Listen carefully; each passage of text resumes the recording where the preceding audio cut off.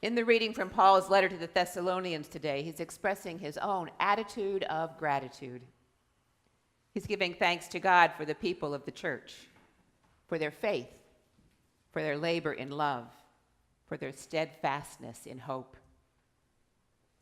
As we've been working these past few weeks on the Committee on Nominations and Lay Leadership, I've repeatedly felt that sense of gratitude for all of you who serve on the various committees and ministries of this church, the sung and unsung heroes of the work of the church in this place. We are so fortunate in this church to have a dedicated group of people who serve and who each take your work seriously. Each one of you deserves a huge and hearty thank you for the work that you have done, for the ways that you have given of yourselves, and for your willingness to continue doing so, doing the work of Christ, whether in the same way or in a new way, as our lives change and grow. That said, I need to tell you, and this is news to the committee as well, that it's becoming increasingly clear to me that we'll probably not have our nominations ready for next Sunday's meeting. That's okay at this point. We will have quite a bit of it done, but the new positions don't begin until the first of the year, and so we'll probably take the time that's needed to do the work well. And we'll choose to vote on the new leadership completed at the time that we vote on the budget before the end of the year. In the meantime, I want to express my sincere thank you to all of you who serve the church in any way. And I want to encourage any of you who feel called to service in your church to let us know. Our purpose together as leaders and followers in this church is to magnify the ministry here at the Church on the Cape. We do that in a multitude of ways. Some are very visible, some are very quiet, some are in the foreground, and some are in the background. All of them are important. In one of my former churches, the sign out front of the church read, 235 ministers, Pastor Reverend Pat MacHugh. Here in Cape Porpoise, we officially have 393 member ministers and very many active non-members. And then myself as the pastor. And all of us together are responsible for expanding the ministry of this church. Paul, in his letter to the Roman Christians, said that he intended to expand his ministry to the Gentiles. In the Revised Standard Version, it says to magnify his ministry to the Gentiles.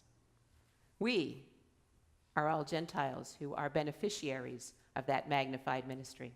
People who are not Jews or followers of Judaism, but followers of Christ as a result.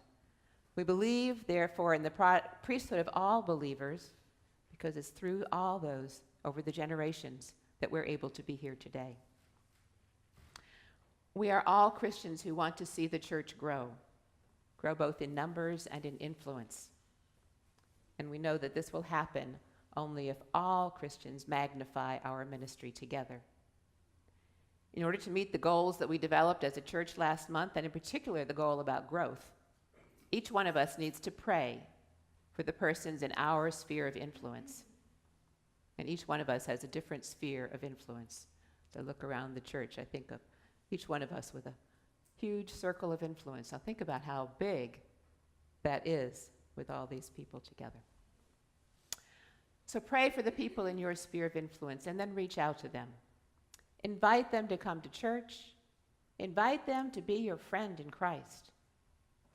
Invite them to spend time together with you, getting to know one another. Invite them to a journey in faith, to walk hand in hand with you. Just a side note for you, the Greek word that Paul used, which was translated as magnify in the Revised Standard Version, is more accurately translated glorify. So to magnify our ministry means that we're willing to make our ministry glorious for Christ's sake. That we want to live the gospel more powerfully. We want to live more magnificently so that all people will come to know the glory of God's amazing love for them. Glorious. The ministry of you as laity and as retired clergy together is at least as important as the ministry of the person in the pulpit, whoever that might be. There are lay people who are better trained than the clergy for specific ministries.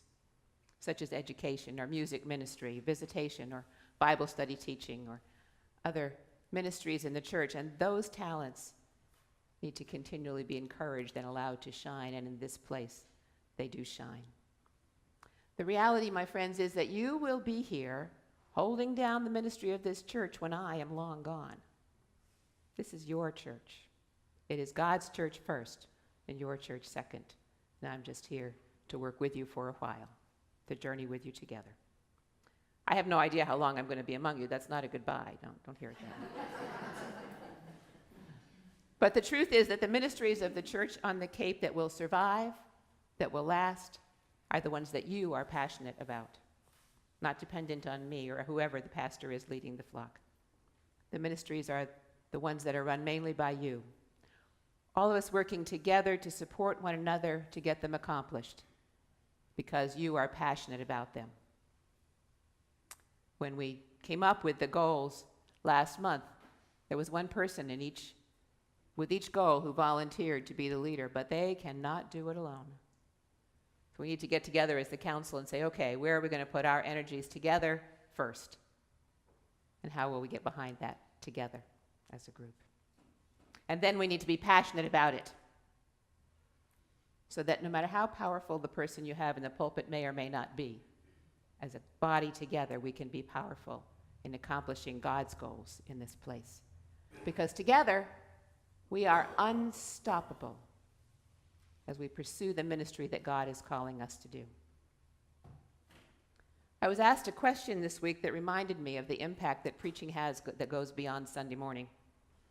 I was asked by one of the visitors to our church last week whether we are to figure our tithe based on our income before or after taxes. Good question.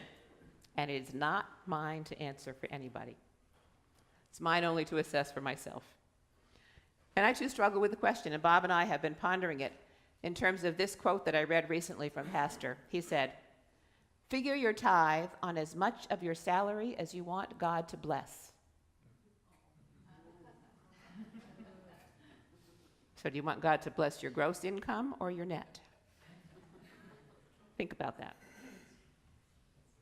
Just plunk. There you go. It's yours. Jesus was asked a tough question in today's gospel reading. Some Herodians who were followers of the Roman government and members of the ruling party, and some Pharisees who are guardians of the Jewish purity and sticklers for religious correctness, couldn't be too farther apart groups of people, came together to ask Jesus, is it lawful to pay taxes to the emperor or not? Here's the question in the mind of those who are the questioners. Is it right for the chosen people of God, citizens of Israel, who have no king but God and God's anointed, to pay tribute to an occupying pagan power whose emperor demands to be worshipped as God? There's the question in the mind of the Pharisees. Now here's the question in the mind of the Herodians. Is it right for citizens of a conquered nation to withhold taxes from their established government, taxes from which come benefits like roads and aqueducts and a justice system renowned for its even-handedness? Two aspects. How do we answer that? You know, for us, the particular issues may be different, but the problem of thorny questions of allegiance is familiar. There are times when deeply held values and non-negotiable realities seem to pull us in opposite directions. Times when we feel as if no matter what we decide, we will be wrong, or at least in deep trouble. Who among us hasn't struggled with how to respond to some situation in the wider world, or to a personal quandary? For example, in this time while we as a church are considering our personal financial support for God's church in this place, we know that stewardship is more than simply giving money to an institution. In fact, it's a way of life. Stewardship assumes that life is a gift given to us. And therefore, the way that we show our appreciation to the giver is first to enjoy that life, to live it to its fullest, but also to give in return, to make sure that others will also enjoy this life in all its fullness. We are to take what we have and to invest it in ways that will make the world a better place. To invest our time and our money and our talent as well. In response to the question, Jesus says, show me a coin. Show me the coin that's used for paying the tax. Show me what it takes to get by in this world as it is. The coin that was used for paying the tax was not a Jewish coin, not the historic currency of Israel, not the symbol of loyalty to God and God's values. Those coins were no longer in use except for making offerings in the temple. With Roman rule came Roman money, except in the temple. Roman coins were not suitable there because of their image, idolatrous image of the emperor, and the inscription saying that the emperor was the Holy One. So, there were money changers in the temple to keep the Roman coins outside and to provide holy Jewish coinage for the treasury. But we're not in the temple right now. We're on the street, and out here, for day-to-day use, and certainly for paying the tax, what you need is a Roman coin. So somebody produces one. I can imagine they all stood around for a moment looking at the coin as it lay glittering in the hand of the questioner and then in the hand of Jesus. The symbol of so much tension among neighbors, symbol of pain and shame for a conquered people, and a symbol of a mighty civilization and a cosmopolitan existence from which they benefited by being a conquered people. A symbol of failure and a symbol of success in the same coin. A symbol of resentment and a symbol of allegiance. So many conflicting feelings, so many issues centered around that little piece of metal sitting in Jesus' palm. And Jesus breaks in on their reflections. Whose portrait is on this coin? And whose title? The emperor's. Call him a divinity or call him a demon, this coin belongs to the emperor, for better or for worse. We're under Rome's rule. So Jesus says, yes, the coin belongs to Caesar. Let him have it. Give to Caesar what's Caesar's, and give to God what is God's. Now let's think for a minute. If the coin belongs to Caesar because the likeness on it is that of the emperor, to whom should it be given? And then what should be given to God? What belongs to God? What is stamped with God's likeness in this world? We are. Think back to Genesis. Way back in the first chapter of this book, it tells us, God said, let us make humankind in our image, according to our likeness. So then God created humankind in God's image, in the image of God, he created them. Male and female, God created them. And then God set the human beings as God's agents in the world to exercise stewardship over all of creation on God's behalf. My friends, we are the coinage of God's realm. God's likeness is stamped on us and declares that we belong wholly and entirely to God. When as Christians we truly live up to that glorious title that we bear, the image of God can really be seen in us. Let me give you just a short example. You probably heard this one before. Years ago, there was a minister's wife who noticed a small boy selling newspapers who stood on his bare feet over the grating of a hot air vent outside a bakery to stay warm. She asked him, "Where are your shoes?" He replied, "Lady, I ain't got no shoes." So she took him to the department store and bought him new socks and shoes.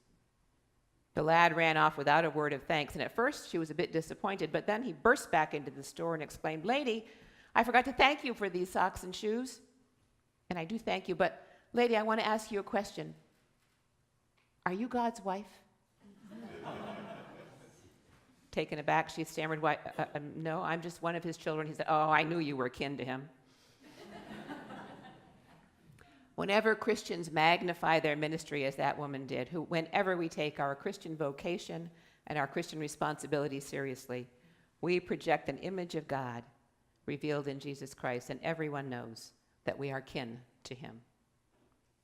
The Sunday school song by C. Austin Miles was once brushed aside as poor theology and worse methodology, but both St. Paul and time have proven the lyrics to be right and effective, and I think they apply to us. If to Christ our only King, those redeemed we strive to bring, just one way may this be done. We must win them one by one. So you bring the one next to you, and I'll bring the one next to me. In all kinds of weather, we'll all work together and see what can be done. And in no time at all, we'll have them all. So win them, one by one. Next to that, who cares who owns the coin? All the power of human love and thought and action belong to God. And Jesus reminds us that we are the coinage of God's realm. May we remember that each day, in whose likeness and for whose purposes we are created. Amen.